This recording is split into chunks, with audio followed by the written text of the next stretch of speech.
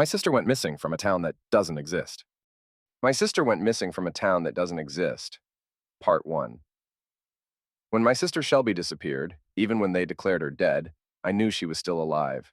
I could feel it in a way that defied reason, an unshakable certainty that gripped my soul. And I was right, sort of. Now here I am, sitting alone in my car at 2:10 a.m., near a decrepit bus stop shrouded in shadows. It's a place that seems untouched by time, forgotten by the world. The air is thick, carrying a strange silence that almost feels sentient, pressing against my skin. I'm writing this to stave off the growing prey instinct clawing at the edges of my mind, the primal urge to flee from the unsettling nothingness beyond the tree line. It's a nothingness that feels alive, receding, yet ever present, waiting. It all began 28 days ago.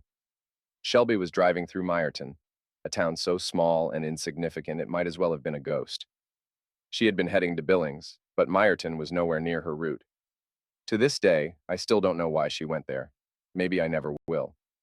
The police told me they found her car, her beloved red 15 Mini Cooper, wrapped around a tree just off the road.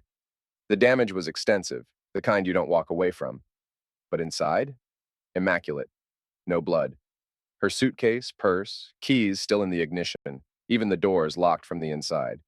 Shelby, however, was gone. The local authorities were adamant she was dead.